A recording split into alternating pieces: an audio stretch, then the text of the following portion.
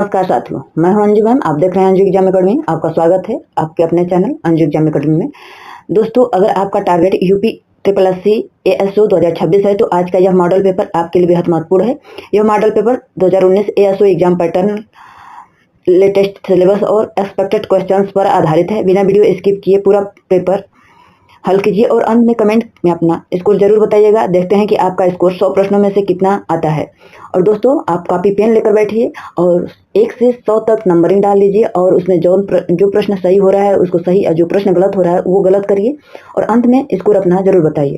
दोस्तों, आज हम लोग UP triple SC ASO model paper 1 देखेंगे, जिसमें स्टैटिक्स, कंप्यूटर और यूपी स्पेशल तीनों को देखेंगे और सेम पैटर्न पे होगा। जो पेपर में जो जैसे प्रश्न आता है वैसे ही 65 प्रश्न स्टैटिक से रहेगा, 15 पेपर कंप्यूटर से आएगा और शेष यूपी स्पेशल जीके। और इसके साथ साथ हम लोग करंट डाटा को भी देखते चलेंगे। दोस्तों, आज हम लोग पहले देखेंगे कि पेपर कैसे आता है, किस प्रकार आता है। डेली नहीं इसका मतलब चर्चा होगा, आज बता दूं। और दोस्तों, यदि आप लोगों को पीडीएफ चाहिए तो same channel name Anju exam academy Telegram channel को ज्वाइन करिए। वहाँ डेली का डेली पीडीएफ मतलब डाला जाता है, आप वहाँ से पीडीएफ प्राप्त करिए।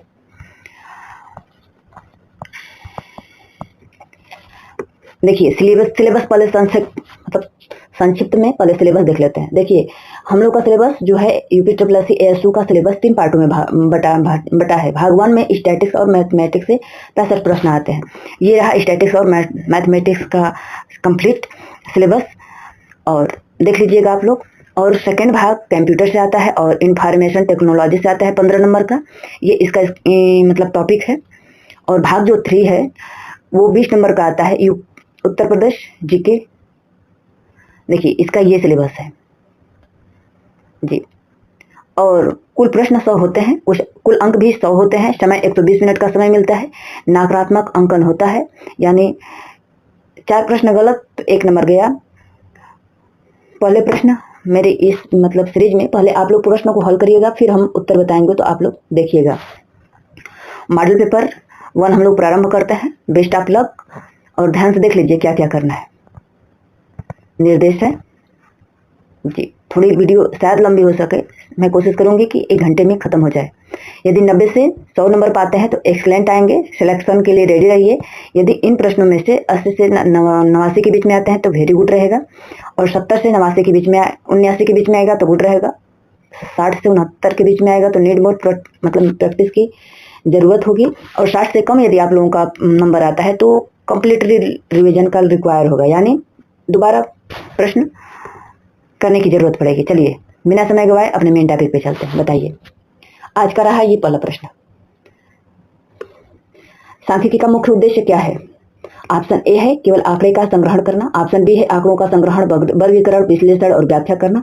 ऑप्शन सी है केवल आंकड़ों का वर्गीकरण। ऑप्शन डी है केवल आंकड़ों का प्रकाशन। दोस्तों, बता दो, यदि आप चैनल पर नए हैं तो सब्सक्राइब करिएगा, वीडियो पसंद आए तो लाइक करिएगा और अपने दोस्तों में खूब शेयर करिएगा। कमेंट करके भी बताइएगा। बताइए प्रश्न नंबर 1।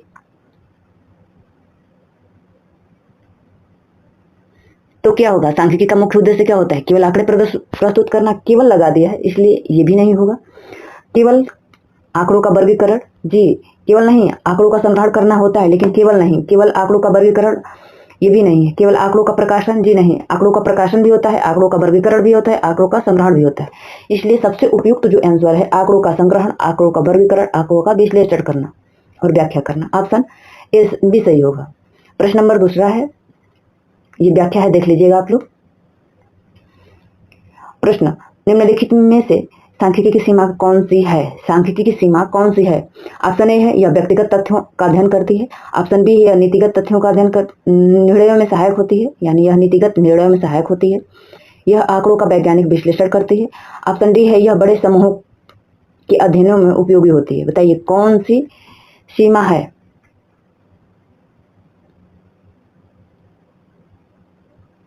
तो उसकी सीमा देखिए यही है। ऑप्शन ए, यह व्यक्तिगत तथ्यों का अध्ययन नहीं करती है। ऑप्शन ए सही होगा। ये इसका व्याख्या है। प्रश्न नंबर 3, निम्नलिखित में से कौन सा कथन सांख्यिकी के संबंध में सही है? बताइए, सही पूछा है। क्या पूछा है? सही। ऑप्शन ए है सांख्यिकी केवल गुणात्मक तथ्यों का अध्ययन करती है। ऑप्शन बी है सांख्यिकी केवल व्यक्तिगत तथ्यों का अध्ययन करती है। ऑप्शन सी है सांख्यिकी संख्यात्मक तथ्यों का अध्ययन करती है तथा निर्णय लेने में सहायता करती है। ऑप्शन डी है सांख्यिकी केवल गणना तक सीमित रहती है।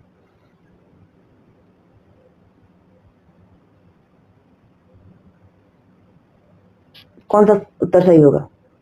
तो देखिए, ऑप्शन इन तीनों में से सबसे उपयुक्त आंसर सी है, सांख्यिकी संख्यात्मक तथ्यों का अध्ययन करती है तथा निर्णय लेने में सहायक होती है। गुणात्मक तथ्यों का अध्ययन तो करती ही नहीं है। सांख्यिकी व्यक्तिगत तथ्यों का भी नहीं अध्ययन करती है। सांख्यिकी केवल गणना का तक सीमित है, ये भी नहीं है। ऑप्शन सी सही होगा बिल्कुल। प्रश्न नंबर 4 है। प्रश्न को ध्यान से देखिए। Statics are affected by multiplicity of causes का अर्थ क्या है?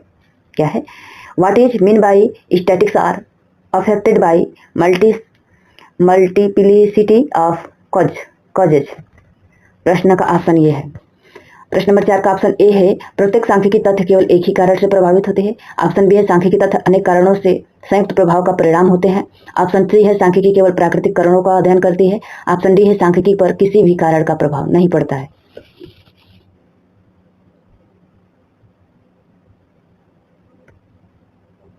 तो प्रश्न नंबर 4 का ऑप्शन बी सबसे उपयुक्त है, सांख्यिकी तथ्य अनेक कारणों से संयुक्त प्रभाव का परिणाम देते हैं। ऑप्शन बी सही होगा। ये इसका व्याख्या है, देख लीजिएगा। पीडीएफ मिल जाएगा। Anju exam academy Telegram channel को ज्वाइन करिएगा, वहां पे पीडीएफ मिल जाएगा। प्रश्न है, निम्नलिखित में से किस विद्वान ने सांख्यिकी को निर्णय लेने का विज्ञान कहा है? यानी who described statics as the science of decision making? Option A है ए बाउले। ऑप्शन बी है क्राक्सन एंड क्राउडेन। ऑप्शन सी है होशेन क्रिट्स आर ए फिशर। बताइए। प्रश्न को एक बार और ध्यान दीजिए कि निर्णय लेने का विज्ञान सांख्यिकी को किसने कहा है? ऑप्शन यहाँ पे है।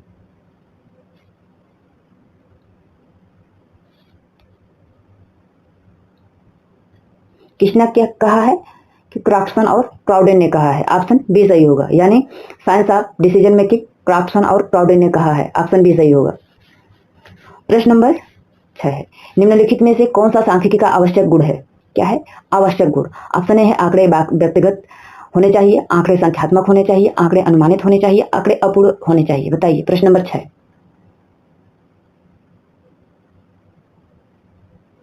तो सांख्यिकी का आवश्यक गुण यही है कि आंकड़े संख्यात्मक होने चाहिए। आंकड़े कभी व्यक्तिगत नहीं होता है, क्योंकि जो सांख्यिकी है इसमें आंकड़े इंडिविजुअल का अध्ययन करता ही नहीं है, ग्रुप में करता है। ओके, ऑप्शन बी सही होगा। प्रश्न नंबर 7 है, सांख्यिकी का मुख्य उद्देश्य निम्नलिखित में से क्या है? बताइए। केवल आंकड़े का संग्रहण करना, निर्णय लेने में सहायता करना, केवल तालिका बनाना, केवल जनसंख्या का गणना करना? प्रश्न नंबर 7।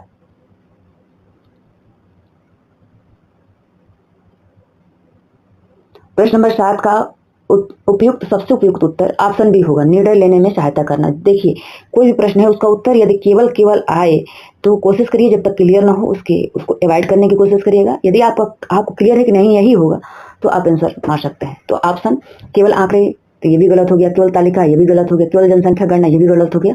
ऑप्शन बी सही होगा, निर्णय लेने में सहायक होता है। प्रश्न नंबर 8, निम्नलिखित में से कौन सा सांख्यिकी का कार्य नहीं है? यहाँ पे देखिए क्या पूछा है, नहीं वाले को आप घेर लीजिएगा, क्योंकि यही जो ये नहीं है ना, प्रश्न अधिक गलत करवाने की कोशिश करता है। ऑप्शन ए आंकड़े का विश्लेषण करना, ऑप्शन बी आंकड़ों का व्याख्या करना, ऑप्शन सी भविष्यवाणी एवं योजना निर्माण में सहायता करना, ऑप्शन डी बिना तथ्यों का निर्णय लेना। प्रश्न नंबर 8 का उत्तर बताइए। देखिए, नहीं पूछा है ना, तो जो ऑप्शन डी है यही सबसे उपयुक्त है, बिना तथ्यों का निर्णय लेना। ऑप्शन डी गलत है। प्रश्न नंबर 9 पे चलते हैं। यदि किसी अध्ययन में एक व्यक्ति से संबंधित जानकारी हो तो वह सांख्यिकी का विषय नहीं माना जाता है, क्यों? बताइए। दिया है कि यदि किसी अध्ययन में एक व्यक्ति से संबंधित जानकारी है तो वह सांख्यिकी का विषय नहीं माना जाता है, क्यों बताइए। ऑप्शन ए है, सांख्यिकी केवल गुणात्मक आंकड़ों का अध्ययन करती है। ऑप्शन बी है, सांख्यिकी समष्टि का अध्ययन करती है। ऑप्शन सी है, सांख्यिकी केवल सरकारी आंकड़ों का अध्ययन करती है। ऑप्शन डी है, सांख्यिकी केवल जनगणना का अध्ययन करती है। प्रश्न नंबर 9 का उत्तर कौन सा सही होगा?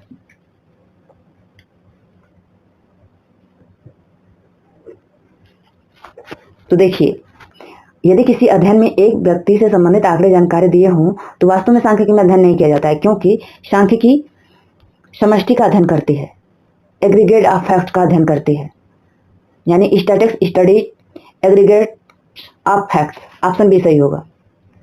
अब प्रश्न नंबर 10 पे चलते हैं।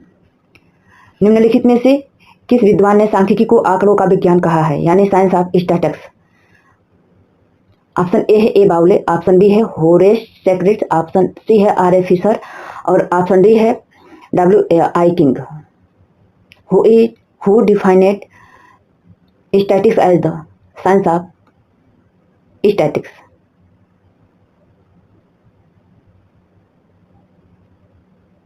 तो कौन दिए हैं कि आंकड़ों का विज्ञान है, सांख्यिकी आंकड़ों का विज्ञान है, किसने कहा है? ए एल बाउले ने कहे हैं। ऑप्शन ए सही होगा। प्रश्न नंबर 11 है, सांख्यिकी इज एग्रीगेट ऑफ फैक्ट से क्या अभिप्राय है?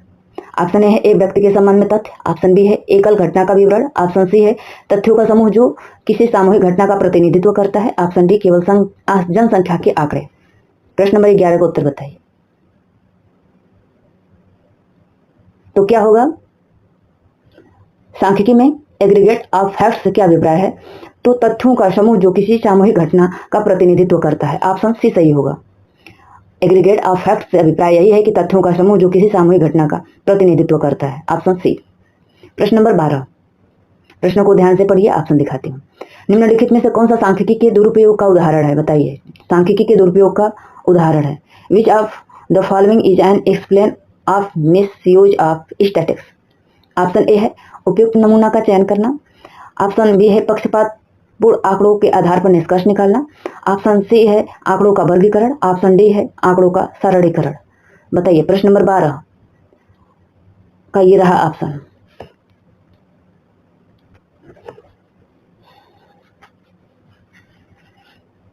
तो सबसे उपयुक्त उत्तर जो है यही है, पक्षपातपूर्ण आंकड़ों के आधार पर निष्कर्ष निकालना। ऑप्शन बी सही होगा, यानी यही सांख्यिकी के दुरुपयोग का मुख्य उदाहरण है। Option B. प्रश्न नंबर 13 है, सांख्यिकी में आंकड़ों का वर्गीकरण करने का प्रमुख उद्देश्य क्या है? आंकड़ों की संख्या बढ़ाना, ऑप्शन बी है। आंकड़ों को सरल एवं व्यवस्थित बनाना, ऑप्शन सी है। आंकड़ों को समाप्त करना, ऑप्शन डी है। आंकड़ों को गोपनीय रखना।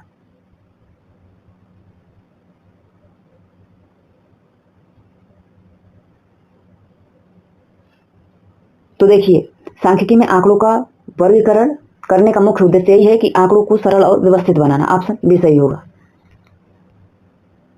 प्रश्न नंबर 14 है, सांख्यिकी का उपयोग निम्नलिखित में से किस क्षेत्र में नहीं होता है? ऑप्शन ए है अर्थशास्त्र, ऑप्शन बी है चिकित्सा, ऑप्शन सी है कृषि, ऑप्शन डी है ज्योतिष के अंधवासी दावों का वैज्ञानिक प्रमाण।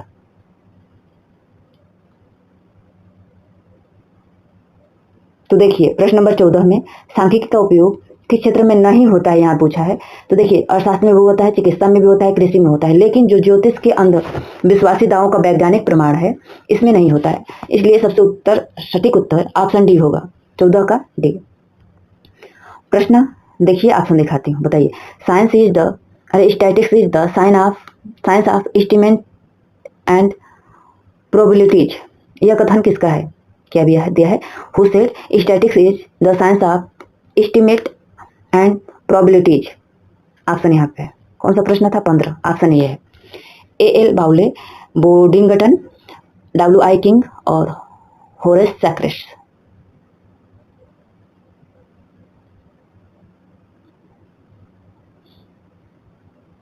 तो देखिए, यहाँ पे इसका उत्तर बोर्डिंगटन होगा। देखिए, इसमें कंफ्यूजन रहता है। ये प्रश्न को हल करवाए थे तो किसी ने कोई स्टूडेंट थी कि था वो की थी, मतलब कमेंट की थी कि statics is the science of estimate and probabilities. यह कथन किसका है? तो मैं बताई थी एलसी किंग, लेकिन एलसी किंग बताने का मेरा मकसद यही था कि ऑप्शन में बोर्डिंगटन नहीं दिया था। यदि बोर्डिंगटन नहीं है तो डब्ल्यू आई किंग भी लगा सकते हैं। ओके, तो बोर्डिंगटन होगा। यहाँ पे बोर्डिंगटन दिया है इसलिए बोर्डिंगटन लगाएंगे। यदि नहीं दिया रहता तो डब्ल्यू आई किंग भी लगा सकते हैं आंसर। इसका मैं मतलब आप लोगों को टेलीग्राम चैनल पे उसका कटिंग डाल दूंगी, आप लोग देख लीजिएगा। सेम चैनल नेम से है, अंजू एग्जाम अकेडमी से। तो ऑप्शन बी सही है। जब बोर्डिंगटन नहीं दिया रहेगा तो डब्ल्यू आई किंग भी हो जाएंगे। प्रश्न नंबर 16 है, निम्नलिखित में से कौन सा कथन सांख्यिकी के संबंध में सही नहीं है? क्या पूछा है? Not correct. ऑप्शन ए है सांख्यिकी तथ्यों के समूहों का अध्ययन करती है, सांख्यिकी के निष्कर्ष पूर्णतः निश्चित होते हैं। ऑप्शन डी है सांख्यिकी संख्यात्मक तथ्यों का अध्ययन करती है। ऑप्शन डी है सांख्यिकी निर्णय लेने में सहायक होती है। बताइए कौन सा नहीं है ऑप्शन यहाँ पे?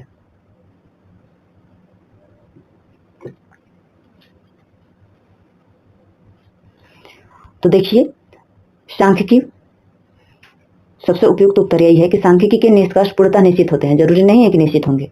यदि डाटा का यूज गलत हुआ तो उसका निष्कर्ष गलत भी निकल सकता है। यदि डाटा का कलेक्शन सही से नहीं किया गया तो भी गलती होने की संभावना होती है। प्रश्न नंबर 17, निम्नलिखित में से कौन सा सांख्यिकी का प्राथमिक स्रोत है? ऑप्शन ए जनगणना रिपोर्ट, सरकारी प्रकाशन। ऑप्शन सी प्रत्यक्ष साक्षात्कार। ऑप्शन डी है आर्थिक सर्वेक्षण पुस्तक।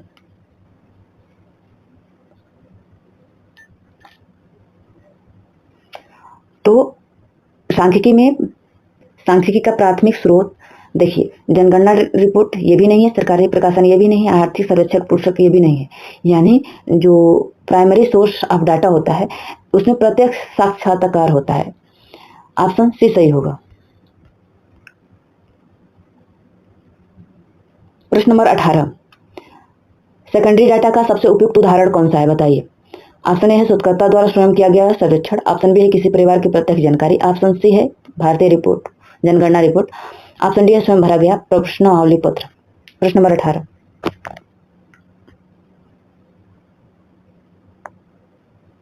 देखिए भारत की जो जनगणना रिपोर्ट है यही सेकेंडरी डाटा का उपयुक्त उदाहरण है। लेकिन जो शोधकर्ता द्वारा स्वयं किया गया सर्वेक्षण ये प्राथमिक का है। किसी परिवार में प्रत्यक्ष जानकारी, किसी परिवार से प्रत्यक्ष जानकारी ये भी प्राथमिक डाटा है। और स्वयं भरा गया प्रश्नावली ये भी प्राथमिक डाटा है। लेकिन जो भारत की जनगणना रिपोर्ट है वह सेकेंडरी डाटा के अंतर्गत आती है। प्रश्न नंबर 19, यदि किसी समष्टि की प्रत्येक इकाई की जानकारी एकत्र किया जाए तो उसे क्या कहते हैं? क्या दिया है? यदि किसी समष्टि की यानी पॉपुलेशन, समष्टि का मतलब होता है पॉपुलेशन की प्रत्येक इकाई की जानकारी एकत्र किया जाता है तो उसे क्या कहा जाता है? ऑप्शन ए है सैंपलिंग। ऑप्शन बी है सेंसस और ऑप्शन सी है एस्टिमेशन। ऑप्शन डी है सिमुलेशन। प्रश्न नंबर 19,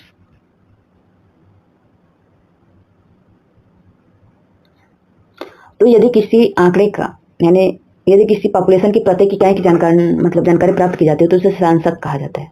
ऑप्शन बी सही होगा। प्रश्न नंबर 20 से प्रश्न देखिए तो ऑप्शन दिखाती हूँ। निम्नलिखित में से सैंपलिंग मेथड का प्रमुख लाभ कौन है?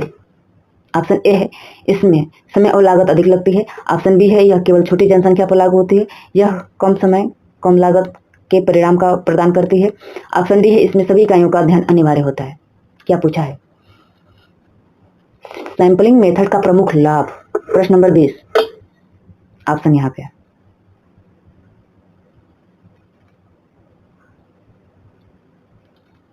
तो देखिए सैंपलिंग मेथड का सबसे प्रमुख लाभ यही होता है कि यह कम समय और कम लागत में परिणाम देता है।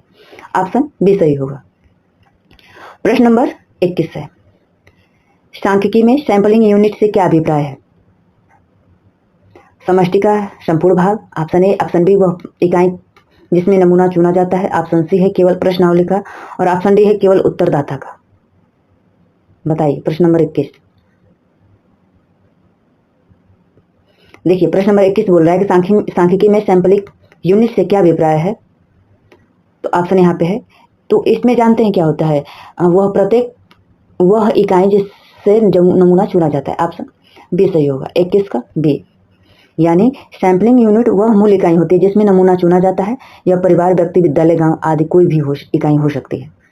प्रश्न नंबर 22 देखिए, निम्नलिखित में से कौन सा प्रोबेबिलिटी सैंपलिंग मेथड है? प्रोबेबिलिटी सैंपलिंग मेथड है। ऑप्शन ए है convergence sampling, judgement sampling, simple random sampling, quota sampling. बताइए प्रश्न नंबर 22 का उत्तर कौन सा सही होगा? तो क्या होगा? ऑप्शन सी, यानी प्रोबेबिलिटी सैंपलिंग मेथड में सैंपल रैंडम सैंपलिंग आएगा। ऑप्शन सी सही होगा। प्रश्न नंबर 22 का ऑप्शन सी। प्रश्न नंबर 23 है, प्रश्न नंबर 23 है, लॉटरी मेथड की सैंपलिंग टेक्निक का उदाहरण है। लॉटरी मेथड किस सैंपलिंग टेक्निक का उदाहरण है? ऑप्शन ए है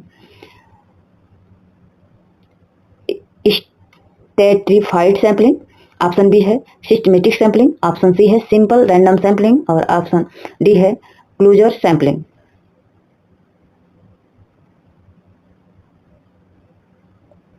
तो लॉटरी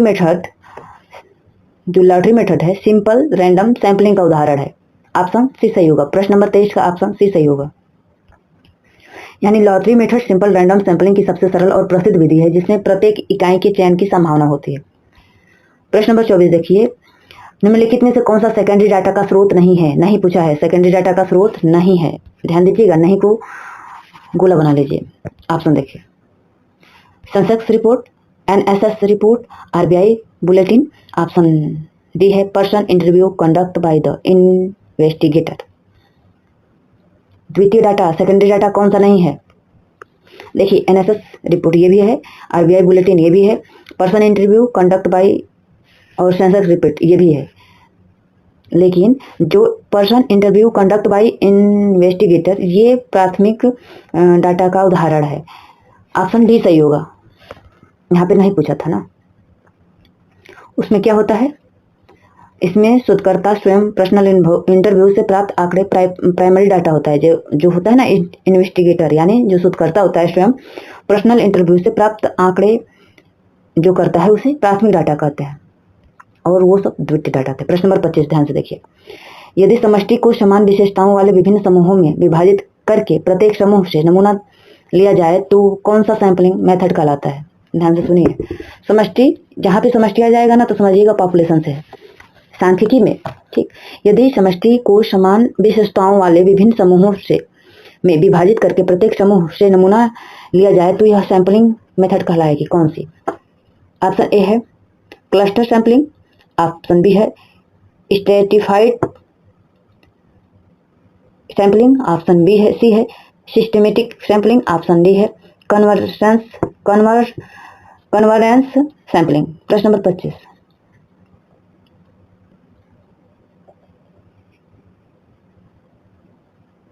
तो देखिए, जब समष्टि को समान विशेषताओं वाले समूह विभिन्न समूहों में विभाजित करके प्रत्येक समूह से नमूना लिया जाता है तो यह कौन सी सैंपलिंग होगी? प्रश्न नंबर 25 तो होगा स्ट्रैटिफाइड सैंपलिंग, ऑप्शन बी सही होगा। प्रश्न नंबर 26 है, निम्नलिखित में से किस प्रकार के वर्गीकरण में आंकड़ों को गुणों के आधार पर वर्गीकृत किया जाता है? बताइए। ऑप्शन ए है गुणात्मक वर्गीकरण, ऑप्शन बी है परिमाणात्मक वर्गीकरण, ऑप्शन सी है कालानुक्रम वर्गीकरण, ऑप्शन डी है भौगोलिक वर्गीकरण। बताइए। प्रश्न नंबर 26,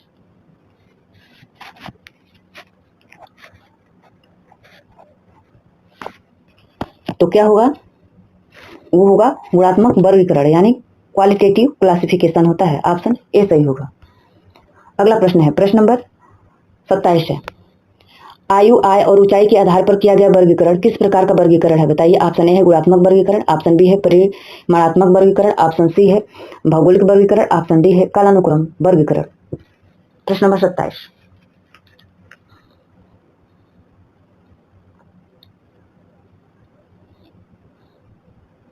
तो देखिए, आयु, आय, ऊंचाई के आधार पर किया गया वर्गीकरण परिमाणात्मक वर्गीकरण होता है। ऑप्शन बी सही होगा, 27 का बी। प्रश्न नंबर 28 है, बताइए वर्ष 2021, 2022, 2023, 2024 के आधार पर आंकड़ों का वर्गीकरण किस प्रकार का होता है? बताइए। ऑप्शन ए है गुणात्मक वर्गीकरण, ऑप्शन बी है परिमाणात्मक वर्गीकरण, ऑप्शन सी है कालानुक्रम वर्गीकरण, ऑप्शन डी है भौगोलिक वर्गीकरण। प्रश्न नंबर 28 का उत्तर बताने की कोशिश करिए।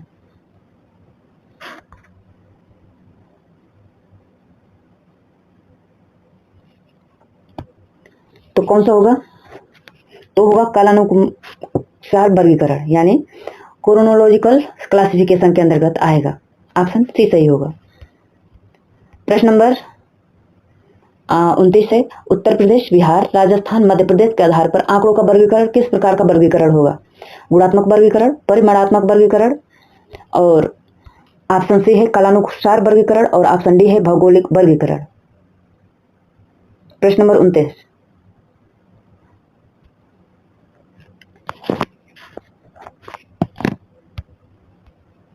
देखिए, उत्तर प्रदेश, बिहार, राजस्थान, मध्य प्रदेश के आधार पर आंकड़ों का वर्गीकरण ये भौगोलिक वर्गीकरण के अंतर्गत आएगा।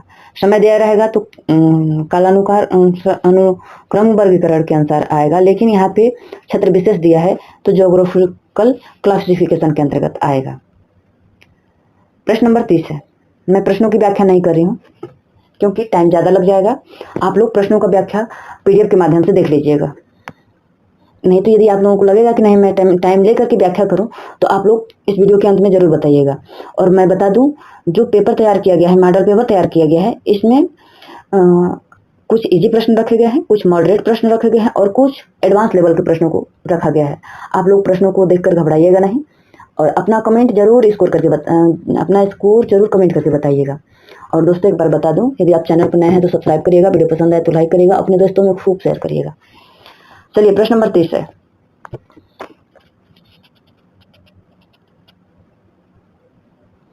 आवृत्ति वितरण का मुख्य उद्देश्य क्या है? फ्रीक्वेंसी डिस्ट्रीब्यूशन का मुख्य उद्देश्य क्या है? ऑप्शन ए है आंकड़ों को जटिल बनाना, ऑप्शन बी है आंकड़ों को व्यवस्थित एवं संक्षिप्त रूप में प्रस्तुत करना, ऑप्शन सी है आंकड़ों की संख्या बढ़ाना, ऑप्शन डी है केवल औसत ज्ञात करना।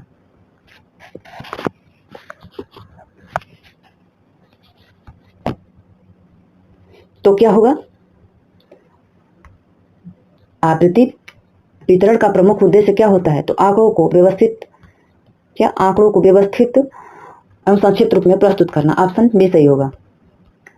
प्रश्न नंबर 31 है। निम्नलिखित में से किस आवृत्ति वितरण में वर्ग अंतराल समान होते हैं? ऑप्शन ए है असमान वर्ग अंतराल वितरण में, ऑप्शन बी है समान वर्ग अंतराल वितरण में, ऑप्शन डी सी है संचयी आवृत्ति वितरण में, ऑप्शन डी है सापेक्ष आवृत्ति वितरण में। प्रश्न का उत्तर बताइए।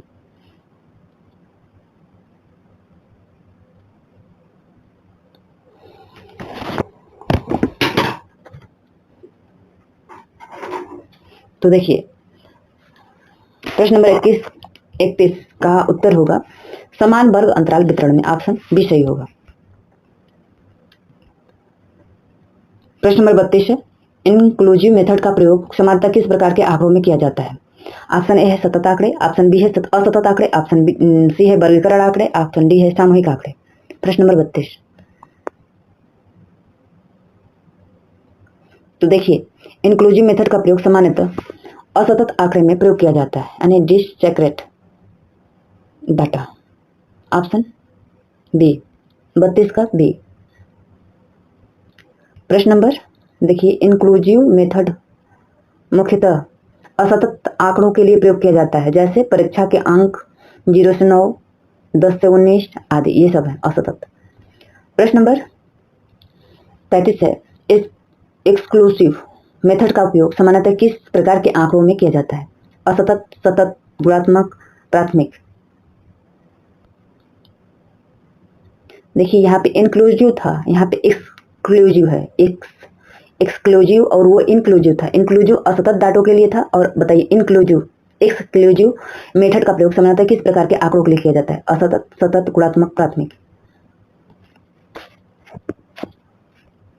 प्रश्न नंबर 33। तो ये सतत आंकड़ों के लिए किया जाता है। सतत आंकड़े क्या होते हैं? 0 से 10, 10 से 20, 20 से 30, ये सतत आंकड़े होते हैं जहां ऊपरी सीमा अगले वर्ग में शामिल होता है, उसे सतत श्रेणी कहा जाता है।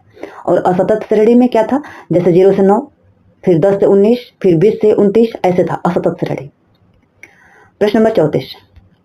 यदि किसी वर्ग की निम्न सीमा तथा उच्च सीमा 20 है और उच्च सीमा 30 है तो वर्ग अंतराल कितना होगा? बताइए। 8, 9, 10, 11। प्रश्न नंबर 34।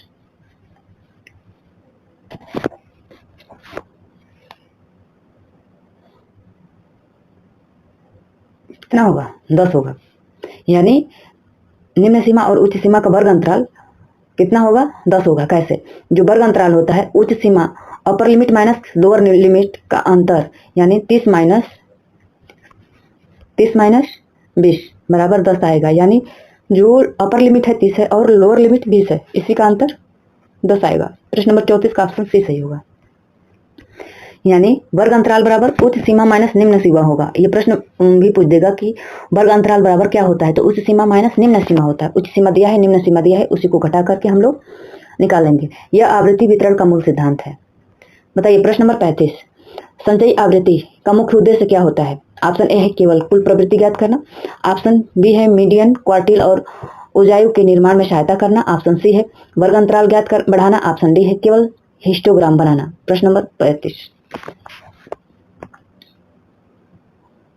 तो देखिए संचयी आवृत्ति का मुख्य उद्देश्य यही होता है कि मीडियन, क्वार्टिल और उजायु के निर्माण में सहायता करना। ऑप्शन बी सही होगा। प्रश्न नंबर 35 का ऑप्शन बी, यानी संचयी आवृत्ति का मुख्य उपयोग मीडियन, क्वार्टिल, प्रेसेंटाइल और उजायु बनाने में किया जाता है।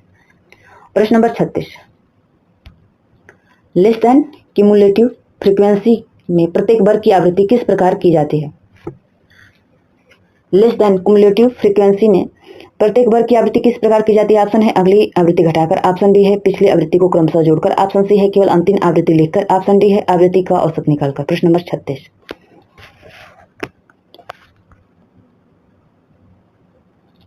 तो देखिए लेस देन क्यूमुलेटिव फ्रीक्वेंसी में प्रत्येक वर्ग की आवृत्ति पिछली आवृत्ति को क्रमशः जोड़कर ज्ञात किया जाता है। ऑप्शन बी सही होगा, यानी लेस देन संचयी आवृत्ति के प्रत्येक वर्ग की आवृत्ति में उसके पहले की सभी आवृत्तियों को जोड़ दी जाती है। प्रश्न नंबर 37 है, निम्नलिखित में से कौन सा आयामी आरेख है? 1 डायमेंशनल डायग्राम है, आयामी आरेख है, बताइए। आयत चित्र, वृत्त चित्र और सरल दंड चित्र, ऑप्शन डी है घन चित्र। प्रश्न है आयामी आरेख है, बताइए ऑप्शन यहाँ पे। तो वो है सरल दंड चित्र, ऑप्शन सी सही होगा। अगला प्रश्न है, यदि 2 या 2 से अधिक चर की तुलना एक ही दंड चित्र पर किया जाए तो उसे क्या कहते हैं? ऑप्शन ए है simple bar diagram, option B है multiple bar diagram, option C है percentage bar diagram, option D है कंपोनेंट्स बार डायग्राम। प्रश्न नंबर 38।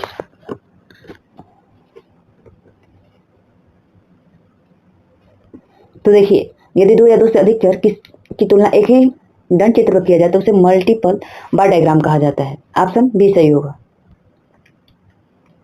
प्रश्न नंबर 39, पाई डायग्राम का मुख्य उपयोग मुख्यतः किस उद्देश्य के लिए किया जाता है? किसका? पाई डायग्राम का। ऑप्शन ए है समय के साथ परिवर्तन, ऑप्शन बी है कुल का विभिन्न भागों में वितरण, ऑप्शन सी है आवृत्ति वितरण, ऑप्शन डी है सहसंबंध। प्रश्न नंबर 39।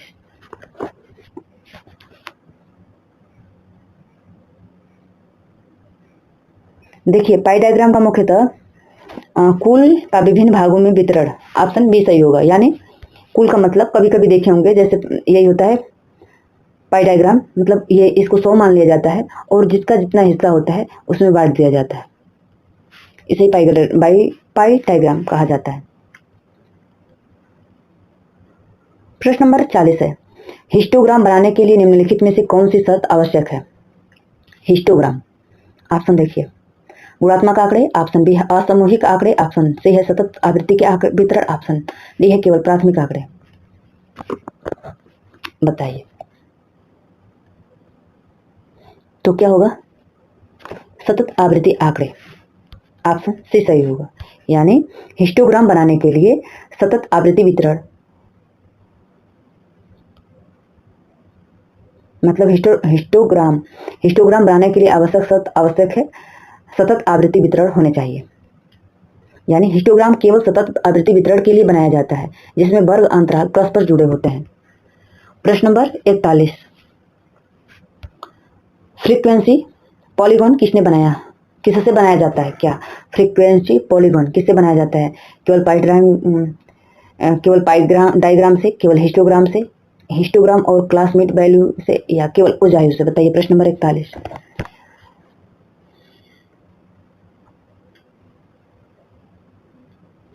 देखिए फ्रीक्वेंसी पॉलीगॉन हिस्टोग्राम अथवा क्लासमेट वैल्यू से बनाया जाता है, ऑप्शन से सही होगा। फ्रीक्वेंसी पॉलीगॉन को हिस्टोग्राम के शेष मध्य बिंदुओं को मिलाकर अर्थात वर्ग मध्य यानी क्लासमेट वैल्यू अथवा आवृत्ति की सहायता से बनाया जाता है। प्रश्न नंबर 42 है, उजायु का मुख्य उपयोग किसके निर्धारण में किया जाता है? ऑप्शन ए है मीन, ऑप्शन बी है मोड, ऑप्शन सी है मीडियन, ऑप्शन डी है स्टैंडर्ड डिवीजन। प्रश्न नंबर 42।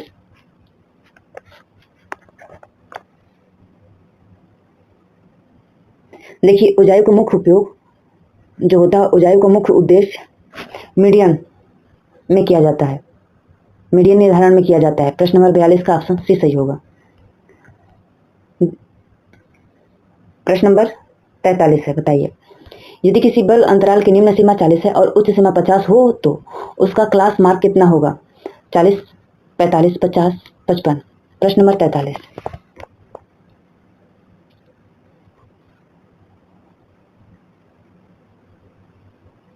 देखिए यदि किसी वर्ग अंतराल की निम्न सीमा 40 है और उच्च सीमा 45 है तो उसका क्लास मार्क 45 होगा। आइए बताते हैं कि कैसे होगा। देखिए क्लास मार्क बराबर होता है lower limit plus upper limit भागे 2। तो लोअर लिमिट क्या दिया था? 40 दिया था और अपर लिमिट 50 दिया था, उसमें 2 से भाग दे देंगे तो क्लास मार्क आ जाएगा। ये प्रश्न मोस्ट एक्सपेक्टेड प्रश्न है, एएसओ में आने की संभावना है। ध्यान से देख लीजिएगा या इसको नोट डाउन कर लीजिएगा। क्लास मार्क बराबर upper limit plus lower limit plus upper limit बटा में 2, इसको जोड़ करके भाग दे देंगे। अगला प्रश्न है, प्रश्न नंबर 44 है। निम्नलिखित में से कौन सा केंद्रीय प्रवृत्ति का माप नहीं है? मीन मीडियन, ऑप्शन ए है मीन, ऑप्शन बी है मीडियन, ऑप्शन डी है मोड, ऑप्शन डी है स्टैंडर्ड डिविएशन।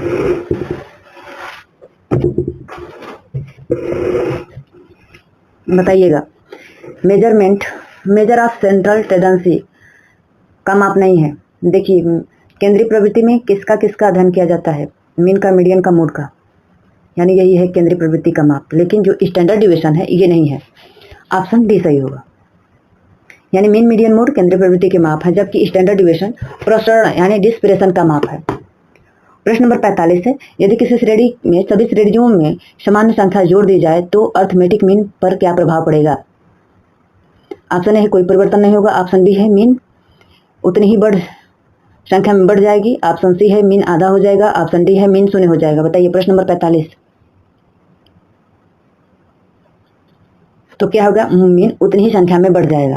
यानी किसी श्रेणी के सभी प्रेक्षणों में समान संख्या जोड़ दिया जाएगा तो अर्थमेटिक मीन पर क्या प्रभाव पड़ेगा? जोड़ दिया जाएगा। देखिए इसका कॉन्सेप्ट यही है कि जोड़ा जाएगा तो उतना ही बढ़ जाएगा, घटाया जाएगा तो उतना ही घट जाएगा, यदि गुणा किया जाएगा तो उतना ही गुना बढ़ जाएगा।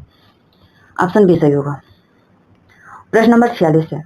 यदि किसी श्रेणी के सभी प्रेक्षणों को एक नियत संख्या से गुणा किया जाए तो अर्थमेटिक मीन पर क्या प्रभाव पड़ेगा? कोई परिवर्तन नहीं होगा। ऑप्शन बी है मीन नियत संख्या के गुणा में हो जाएगा, ऑप्शन सी है मीन उसी नियत संख्या में से भाग हो जाएगा, ऑप्शन डी है मीन शून्य हो जाएगा। तो देखिए जब गुणा किया जाएगा तो मीन उसी नियत संख्या से गुणा हो जाएगा, ऑप्शन बी सही होगा। प्रश्न नंबर 47 है। निम्नलिखित में से मध्य मीन चरम मानों से सर्वाधिक प्रभावित होता है? यानी कौन सा मीन चरम मानों से सर्वाधिक प्रभावित होता है? मीडियन, मोड, अर्थमेटिक मीन या क्वार्टिल? प्रश्न नंबर 47। तो क्या होगा? अर्थमेटिक मीन जो है सर्वाधिक प्रभावित होता है, ऑप्शन सी सही है। प्रश्न नंबर 48 है। किस प्रकार के आंकड़ों के लिए मीडियन, अर्थमेटिक मीन और अधिक उपयुक्त है? मतलब किस प्रकार के आंकड़ों के लिए मीडियन अर्थमेटिक मीन की अपेक्षा अधिक उपयुक्त है? ऑप्शन ए है सिमेट्रिकल डाटा। प्रश्न नंबर 48 है। Symmetric data, high skew data, equal class interval data, option D है कंटिन्यूअस यूनिफॉर्म डाटा। बताइए।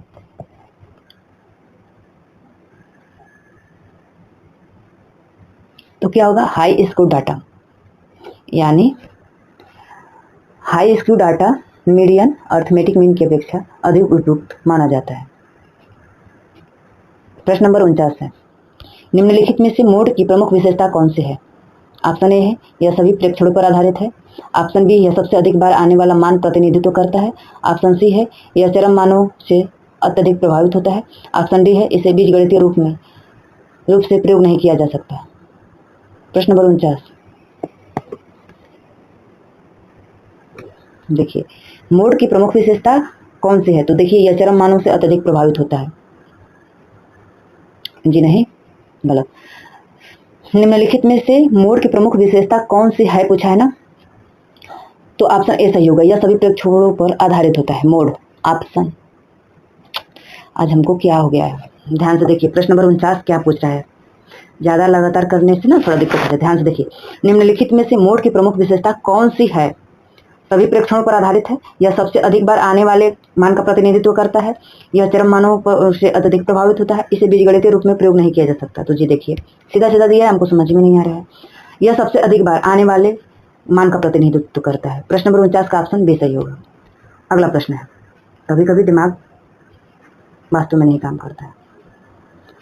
प्रश्न नंबर 50 है, निम्नलिखित में से किस प्रकार के आंकड़ों के लिए मोड सबसे उपयुक्त है? Normal data, ratio data, interval data, continuous numerical data. प्रश्न नंबर 50 तो क्या होगा? नॉमिनल डाटा, ऑप्शन ए सही होगा। 50 का ऑप्शन ए सही होगा। प्रश्न नंबर 51 है, निम्नलिखित में से कौन सा संबंध सही है बताइए? मीन बराबर मीडियन, मीडियन बराबर मोड है तो केवल धनात्मक संवितरण में होगा। ऑप्शन बी है, मीन बड़ा है मीडियन से, मीडियन बड़ा है मोड से तो धनात्मक वितरण विषम वितरण में है। ऑप्शन सी है, मोड बड़ा है मीन से, मीन बड़ा है मीडियन से, धनात्मक वितरण में है। ऑप्शन डी है, मीन छोटा है मीडियन से, मीडियन छोटा है मोड से, सममित वितरण में है। कौन सा सही होगा? प्रश्न नंबर 51।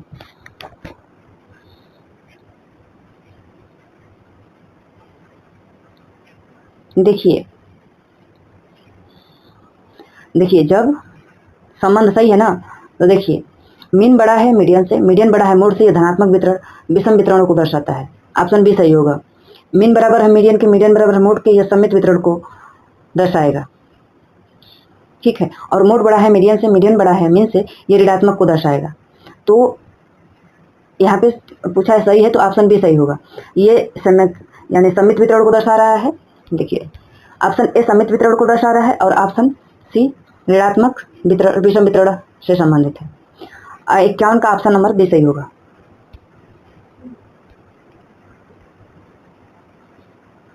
प्रश्न नंबर 52 है, यदि किसी वितरण में मीन बराबर मीडियन, मीडियन बराबर मोड हो तो वितरण कैसा होगा? देखिए मैं बताइए, वही आ गया प्रश्न।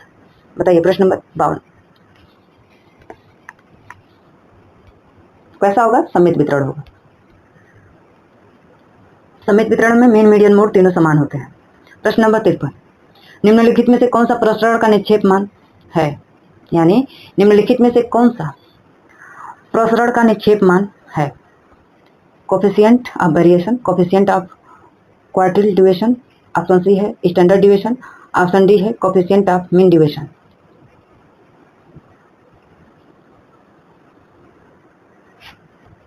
रुकिएगा 1 मिनट, लाइट कट गई है थोड़ा। जी बताइए प्रश्न नंबर 53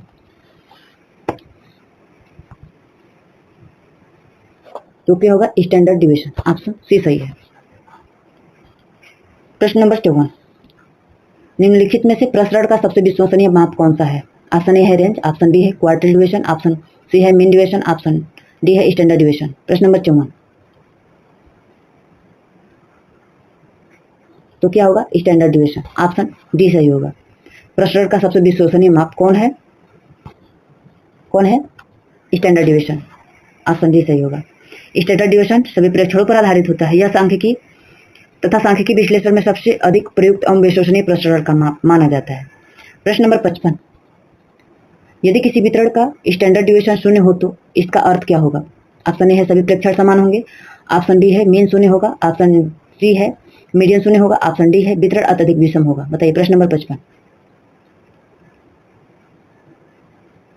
तो इसमें क्या होगा? सभी प्रेक्षण समान होंगे, ऑप्शन ए सही होगा। यानी यदि किसी वितरण का स्टैंडर्ड डिविएशन 0 होगा तो सभी प्रेक्षण समान होंगे, ऑप्शन ए सही होगा। यानी स्टैंडर्ड डिविएशन तभी 0 होता है जब सभी प्रेक्षणों का मान समान हो। ऐसी स्थिति में मीन से किसी भी प्रेक्षण का विचलन नहीं होता है। प्रश्न नंबर 56, निम्नलिखित में से किस प्रसरण माप की गणना केवल अधिकतम न्यूनतम मानों पर आधारित है? क्या दिया है? निम्नलिखित में से किस प्रसरण की माप की गणना केवल अधिकतम व न्यूनतम मानों पर आधारित होता है? ऑप्शन ए है मीन डिविएशन, ऑप्शन बी है क्वार्टिल डिविएशन, ऑप्शन सी है स्टैंडर्ड डिविएशन, ऑप्शन डी है रेंज। प्रश्न नंबर 56 का उत्तर कौन सा सही होगा? तो वो क्या है? रेंज, ऑप्शन डी सही होगा। अगला प्रश्न है, कोफिशिएंट ऑफ वेरिएशन सीबी का उपयोग मुख्यतः किस लिए किया जाता है? कोफिशिएंट ऑफ वेरिएशन, जहां सीबी दिया रहेगा तो जान जाइएगा कि कोफिशिएंट ऑफ वेरिएशन दिया है। इसका उपयोग मुख्यतः किसके लिए किया जाता है? ऑप्शन है मीन ज्ञात करने के लिए, ऑप्शन बी है 2 या 2 से अधिक श्रेणियों की स्थिरता की तुलना करने के लिए, ऑप्शन सी है मीडियन ज्ञात करने के लिए, ऑप्शन डी है मोड ज्ञात करने के लिए। बताइए प्रश्न नंबर 57।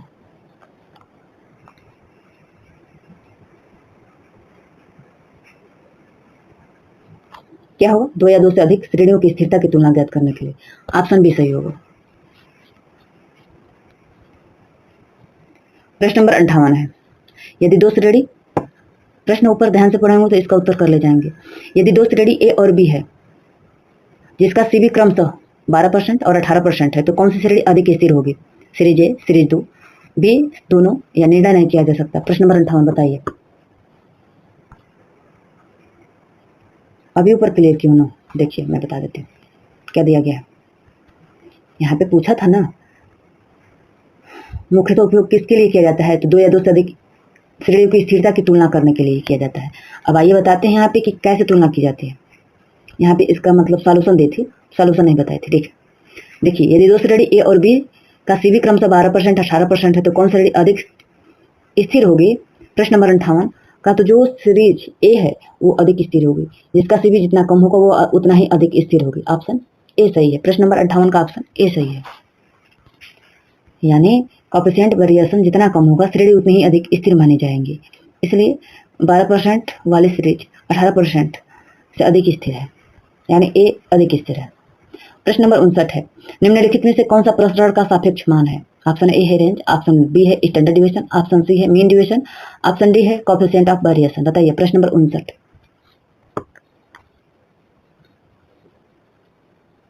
तो देखिए प्रसरण का सापेक्ष मान क्या होगा? 59, तो मीन डिवीजन होगा। नहीं, मीन डिवीजन कैसे होगा? प्रश्न नंबर 59, निम्नलिखित में से कौन सा प्रसरण का सापेक्ष मान है? तो कौन है? Coefficient of variation, option D हो, सॉरी। देखिए प्रश्न नंबर 60 है, किस वितरण में मीन बराबर 50 स्टैंडर्ड डिवीजन बराबर 10 है? मतलब दिया है किसी वितरण में मीन बराबर 50 दिया है और स्टैंडर्ड डिवीजन बराबर 10 दिया है, तो सीबी कितना होगा? अब इसके लिए आपको सूत्र याद करना रहा होगा। ऑप्शन ए है 10%, ऑप्शन बी है 15%, ऑप्शन सी है 20%, ऑप्शन डी है 25%। प्रश्न नंबर 60 का उत्तर कौन सा सही होगा? बताइए। तो क्या होगा?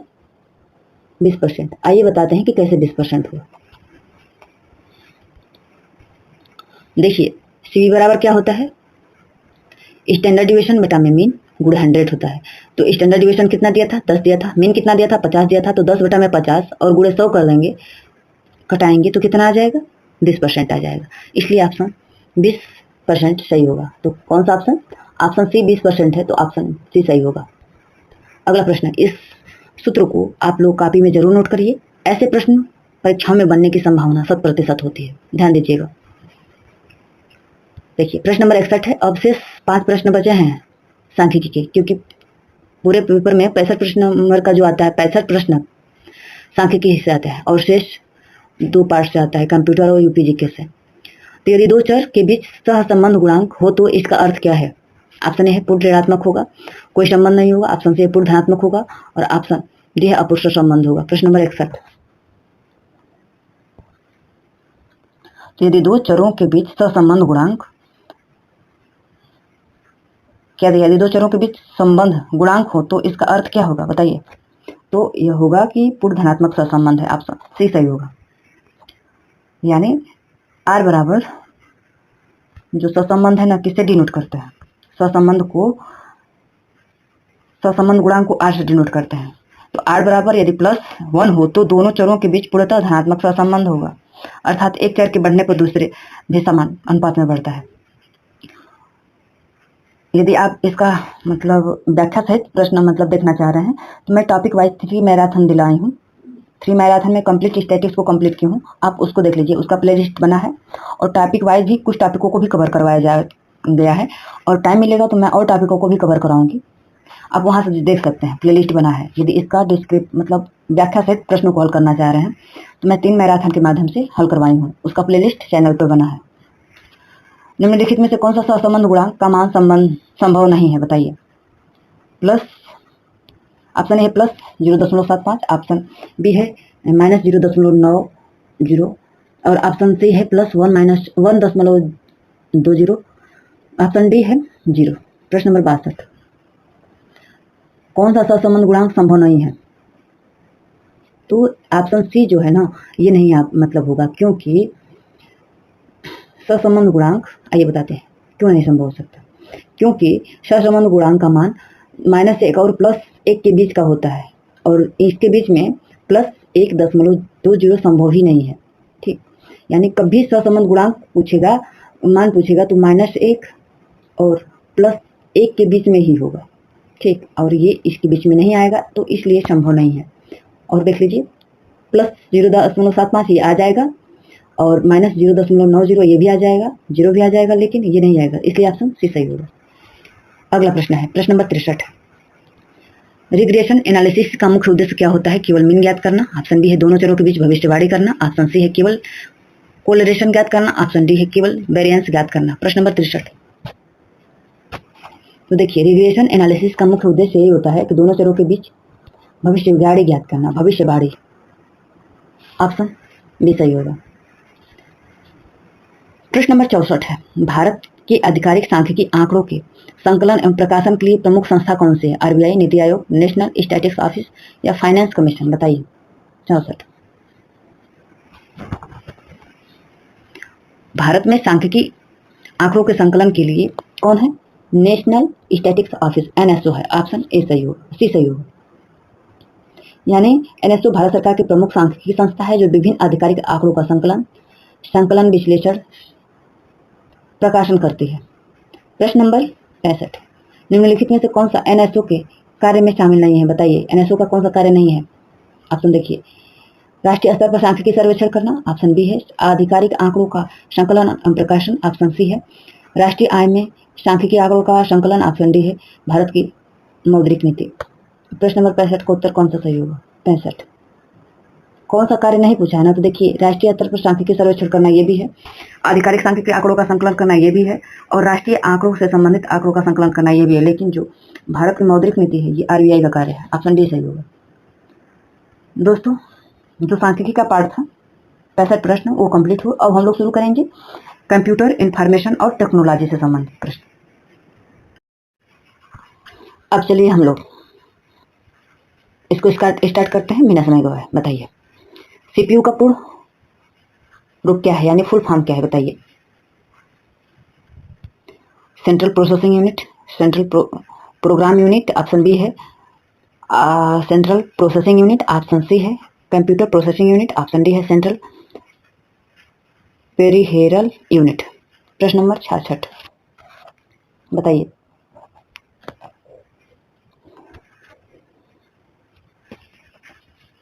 सीपीयू का पूर्ण रूप क्या है? तो है central processing unit. Option B सही होगा। यानी सीपीयू सेंट्रल प्रोसेसिंग यूनिट है, कंप्यूटर का मस्तिष्क कहलाता है। यह सभी गणनाएं एवं निर्देश का निष्पादन करता है। प्रश्न नंबर 67, बताइए, निम्नलिखित में से कौन सा इनपुट डिवाइस है? कौन सा इनपुट डिवाइस है? बताइए। Monitor, printer, keyboard, speaker. तो कौन सा होगा? कीबोर्ड। मॉनिटर, प्रिंटर और स्पीकर ये आउटपुट डिवाइस हैं, और इनपुट डिवाइस कीबोर्ड है। प्रश्न नंबर 68, कंप्यूटर की अस्थायी मेमोरी कौन सी है? रैम, कैश मेमोरी, रोम, रजिस्टर। प्रश्न नंबर 68, परमानेंट मेमोरी कौन सी है? वो है रोम। ऑप्शन सी है। यानी रोम का फुल फॉर्म होता है रैंडम ओनली मेमोरी। रोम का फुल फॉर्म याद कर लीजिएगा, read only memory, read only memory. अस्थायी स्मृति होती है, इसमें संग्रहित डाटा बिजली बंद होने पर भी सुरक्षित रहता है। प्रश्न नंबर 69 है, एमएस वर्ड में नया दस्तावेज बनाने की शॉर्टकट की क्या है? बताइए। एमएस वर्ड में नया दस्तावेज, न्यू डॉक्यूमेंट बनाने की शॉर्टकट की क्या है? ऑप्शन ए है Ctrl+S। ऑप्शन बी है Ctrl+N। ऑप्शन सी है Ctrl+P। ऑप्शन डी है Ctrl+O। बताइए। प्रश्न नंबर 69, तो क्या है? Ctrl+N। Ctrl+N क्या होता है? एमएस वर्ड में नया दस्तावेज बनाने की शॉर्टकट की है। ऑप्शन बी सही होगा। प्रश्न नंबर 70 है, निम्नलिखित में से कौन सा वेब ब्राउजर नहीं है? Google Chrome, Mozilla Firefox, Microsoft Edge और MS एक्सेल। बताइए प्रश्न नंबर 70। वेब ब्राउजर नहीं है तो MS एक्सेल, ऑप्शन डी सही है, और ये तीनों वेब ब्राउजर हैं। प्रश्न नंबर 71। निम्नलिखित में से कौन सा ऑपरेटिंग सिस्टम है? बताइए। MS word, window 11, MS power point, adobe Photoshop. प्रश्न नंबर 71। कौन सा ऑपरेटिंग सिस्टम है? तो कौन है? विंडो 11, ये ऑपरेटिंग सिस्टम है, ऑप्शन बी सही होगा। यानी विंडो 11 ऑपरेटिंग सिस्टम है, जबकि MS वर्ड, पावर पॉइंट और फोटोशॉप एप्लीकेशन सॉफ्टवेयर है। प्रश्न नंबर 72 है। इंटरनेट पर किसी वेबसाइट का पता क्या कहलाता है? यानी इंटरनेट पर जो किसी वेबसाइट का पता होता है उसे क्या कहा जाता है? IP एड्रेस, URL, HTTP और HTML। बताइए। जब इंटरनेट पर किसी वेबसाइट का पता क्या कहलाता है? ऑप्शन ए है, क्या कहलाता है? URL कहलाता है, ऑप्शन बी सही होगा। URL का फुल फॉर्म होता है uniform resource locator. Uniform resource locator किसी वेबसाइट का पूर्ण पता होता है जिसके माध्यम से वेब पेज खोला जाता है। प्रश्न नंबर 73 है। निम्नलिखित में से कौन सा सर्च इंजन है? Google, window, Linux, MS Excel. प्रश्न नंबर 73। सर्च इंजन कौन सा है? तो गूगल, जो हम लोग गूगल चलाते हैं वो क्या है? सर्च इंजन है, ऑप्शन ए सही होगा।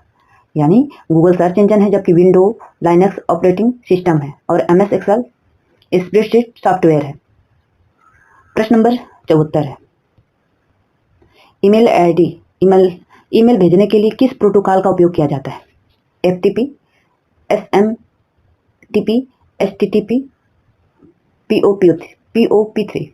प्रश्न नंबर 74।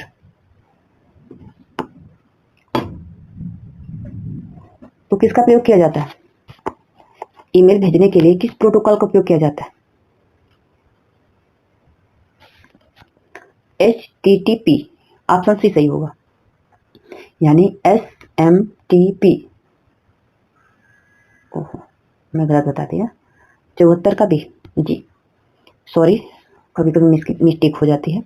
ईमेल भेजने के लिए किस प्रोटोकॉल का उपयोग किया जाता है? प्रश्न नंबर 74। तो क्या होगा? ऑप्शन बी होगा, SMTP, ऑप्शन बी सही होगा। SMTP का फुल फॉर्म होता है simple mail transfer protocol. Simple mail transfer protocol का उपयोग ईमेल भेजने के लिए किया जाता है, जबकि PO3IMAP प्राप्त करने के लिए उपयोगी होता है। ठीक, मतलब ईमेल भेजने के लिए SMTP होता है और प्राप्त करने के लिए POP3 और IMAP होता है, ध्यान दीजिएगा। निम्नलिखित में से कौन सा साइबर सिक्योरिटी थ्रेड है? Antivirus, firewall, malware, MS office. प्रश्न नंबर 75 को बताइए। साइबर सिक्योरिटी थ्रेड तो कौन सा होगा? मालवेयर, ऑप्शन सी सही होगा। मालवेयर जो है साइबर सिक्योरिटी थ्रेड है। यानी मालवेयर एक हानिकारक सॉफ्टवेयर है जो कंप्यूटर सिस्टम को नुकसान पहुंचाने और डेटा चोरी करने के लिए बनाया जाता है। एंटीवायरस और फेयरवेल सुरक्षा प्रदान करते हैं। प्रश्न नंबर 76 है। निम्नलिखित में से कौन सा क्लाउड स्टोरेज सर्विस है? क्लाउड स्टोरेज सर्विस है। ऑप्शन ए है गूगल ड्राइव, ऑप्शन बी है MS पॉइंट, ऑप्शन सी है नोटपैड, ऑप्शन डी है वर्डपैड। बताइए क्लाउड स्टोरेज सर्विस कौन सा है? बताइए।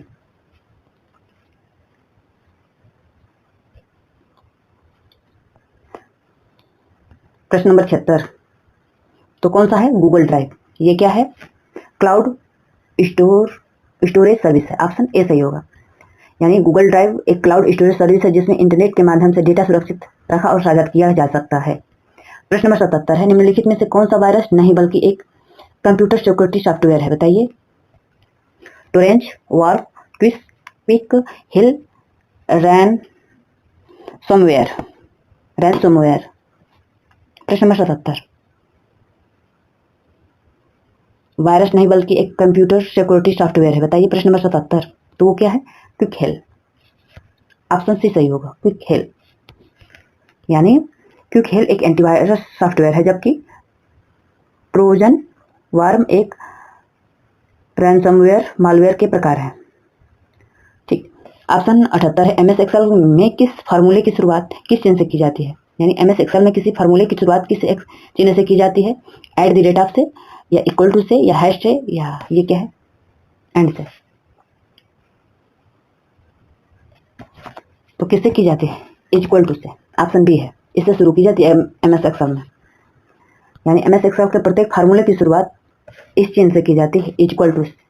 जैसे बराबर SUM और कोष्टक में A1 A10। ध्यान दीजिएगा, प्रश्न नंबर 79 है, निम्नलिखित में से कौन सा नेटवर्क का प्रकार है? लैन, PDF, JPEG और HTML। कौन सा नेटवर्क का प्रकार है? 79। तो कौन सा है? लैन। यानी लैन का फुल फॉर्म होता है लोकल एरिया नेटवर्क, एक सीमित क्षेत्र के कंप्यूटर को जोड़ने वाला नेटवर्क। PDF, JPG और HTML नेटवर्क के प्रकार नहीं है। प्रश्न नंबर 80, निम्नलिखित में से कौन सा फुल फॉर्म सही है? HTTP का full form hypertext transfer protocol, HTML का full form hyper transfer makeup language और URL का full form uniform resource link. Option C है CPU का कंट्रोल प्रोसेसिंग यूनिट। सही है 80 का। तो है option A HTTP hyper text transfer protocol. Option A है, यही सही है। दोस्तों कंप्यूटर का 65 से 80 तक जो प्रश्न था वो कंप्लीट हुआ। अब जीके यूपी स्पेशल से प्रश्नों को हल करेंगे। देखिए प्रश्न नंबर 1 है, 81 है, उत्तर प्रदेश का सर्वाधिक क्षेत्रफल वाला कौन सा जिला है? लखीमपुर खीरी, प्रयागराज, सोनभद्र, झांसी। बताइएगा।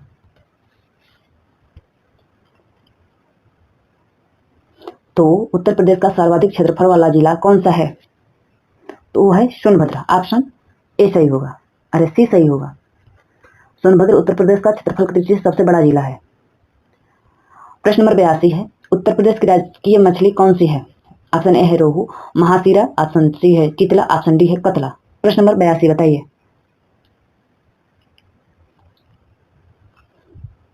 तो कौन सी है? चितला। ऑप्शन सी, उत्तर प्रदेश की राजकीय मछली चितला है। ऑप्शन बी सही होगा, सी सही होगा। प्रश्न नंबर 83, उत्तर प्रदेश का दुधवा राष्ट्रीय उद्यान किस जिले में स्थित है?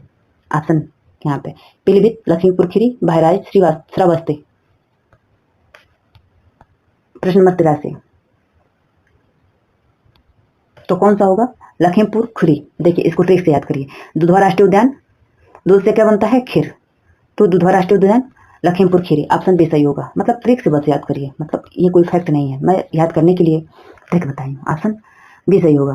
प्रश्न नंबर 84 है, उत्तर प्रदेश का उच्च न्यायालय कहाँ स्थित है? वाराणसी, लखनऊ, प्रयागराज और कानपुर।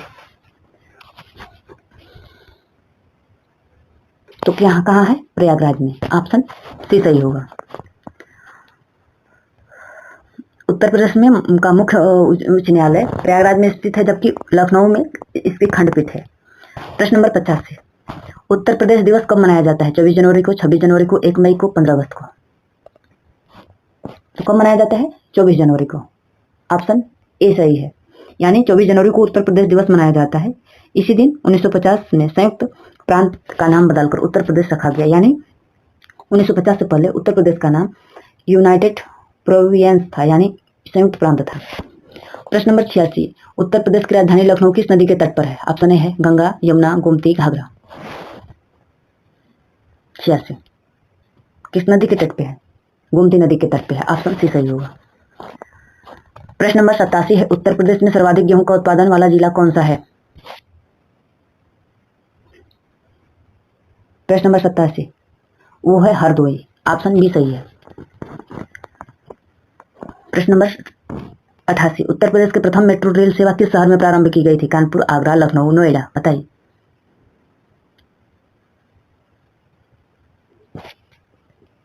तो है लखनऊ। Option C. उत्तर प्रदेश में पहली मेट्रो रेलवे सर्विस 2017 में लखनऊ में प्रारंभ की गई थी। प्रश्न नंबर 89 है, उत्तर प्रदेश का सबसे बड़ा अंतर्राष्ट्रीय हवाई अड्डा कौन सा है? ऑप्शन ए है चौधरी चरण सिंह अंतर्राष्ट्रीय हवाई अड्डा लखनऊ, लाल बहादुर शास्त्री अंतर्राष्ट्रीय हवाई अड्डा वाराणसी। ऑप्शन सी है नोएडा अंतर्राष्ट्रीय हवाई अड्डा जेवर। ऑप्शन डी है कुशीनगर हवाई अड्डा। प्रश्न नंबर 89, कौन सा है? नोएडा हवाई अड्डा, अंतर्राष्ट्रीय हवाई अड्डा जेवर, यही सबसे उत्तर प्रदेश का सबसे बड़ा अंतर्राष्ट्रीय हवाई अड्डा है क्षेत्रफल के आधार पर। प्रश्न नंबर 90, उत्तर प्रदेश में एक जिला एक उत्पाद ODOP योजना का मुख्य उद्देश्य क्या है? ऑप्शन ए है केवल कृषि उत्पाद बढ़ाना, ऑप्शन बी है प्रत्येक जिला में प्रारंभिक उत्पाद को बढ़ावा देकर रोजगार एवं निर्यात को प्रोत्साहित करना, ऑप्शन सी है केवल पर्यटन को बढ़ावा देना, ऑप्शन डी है केवल औद्योगिक नगरों का निर्माण करना। प्रश्न नंबर 90 का उत्तर कौन सा सही होगा?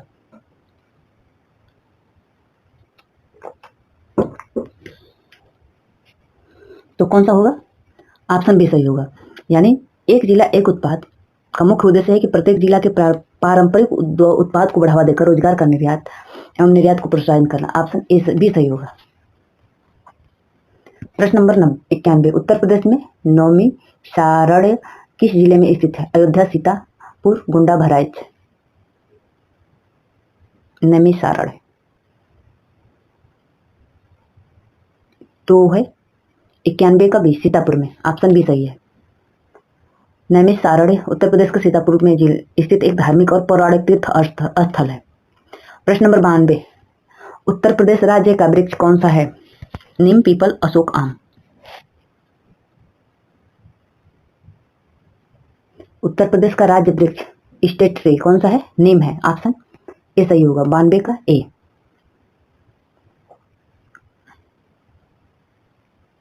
प्रश्न नंबर 93 है, उत्तर लोल नगरी क्या दिया है? परफ्यूम सिटी ऑफ इंडिया कहा जाता है, यानी परफ्यूम सिटी ऑफ इंडिया किसे कहा जाता है? कन्नौज को, आगरा को, फिरोजाबाद को, मुरादाबाद को। बताइए, कुछ टाइपिंग में एरर हो गया है, समझ में नहीं आ रहा है हिंदी, बताइए। परफ्यूम, अच्छा लोक, उत्तर लोक नगरी होगा। परफ्यूम सिटी ऑफ इंडिया कहा जाता है किसे? कन्नौज, आगरा, फिरोजाबाद और मुरादाबाद। प्रश्न नंबर 93, तो कन्नौज को कहा जाता है, ऑप्शन ए सही होगा। कन्नौज अपने पारंपरिक इत्र उद्योग के लिए भारत की इत्र नगरी के नाम से जाना जाता है। अच्छा, इत्र नगरी होगा यहाँ पे। Perfume city of India, perfume city of India किसे कहा जाता है? कन्नौज को, ध्यान दीजिएगा, इत्र नगरी कन्नौज, यहाँ पे थोड़ा मिस्टेक हो गया है, ऑप्शन ए सही होगा। प्रश्न नंबर 94 है, निम्नलिखित में से उत्तर प्रदेश का राजकीय भाषा कौन सा है? ऑप्शन ए हिंदी, उर्दू, हिंदी और उर्दू, और ऑप्शन डी है संस्कृत। तो क्या होगा? हिंदू और उर्दू, ऑप्शन सी सही होगा। प्रश्न नंबर 94 का ऑप्शन सी सही होगा, यानी उत्तर प्रदेश में हिंदी राजकीय भाषा और उर्दू अतिरिक्त भाषा है। प्रश्न नंबर 95 है, उत्तर प्रदेश में महाकुंभ 2025 का आयोजन किस शहर में हुआ था? वाराणसी, मथुरा, प्रयागराज और अयोध्या। तो कहाँ हुआ था? प्रयागराज में। प्रश्न नंबर 96 है, उत्तर प्रदेश का राज्य पशु कौन सा है? एशियाई हाथी, बारहसिंघा, दलदली हिरण, चीतल। 96। प्रश्न नंबर 96, तो कौन सा है? दलदली हिरण, ऑप्शन सी सही होगा, यानी बारहसिंघा उत्तर प्रदेश का राजकीय पशु है, इसका मुख्य राष्ट्रीय उद्यान पाया जाता है, बारहसिंघा होगा, ऑप्शन बी सही होगा। इसको मैं क्लियर करूंगी, वैसे बारहसिंघा ही होगा, 96 का बारहसिंघा, टाइपिंग एरर हो गया है। बटेश्वर मेला उत्तर प्रदेश के किस जिले में आयोजित किया जाता है? आगरा, मथुरा, इटावा और अलीगढ़। 97, तो कौन सा है? इटावा, अरे आगरा, ऑप्शन ए सही है। 97 का ए, बटेश्वर मेला आगरा में होता है, यमुना नदी के तट पर, और प्रसिद्ध पशु और धार्मिक मेला होता है। प्रश्न नंबर 98, उत्तर प्रदेश में सर्वाधिक लोकसभा सीटें कहाँ पे हैं? मतलब उत्तर प्रदेश में सर्वाधिक लोक सीटें कितनी हैं? 75, 78, 80, 82।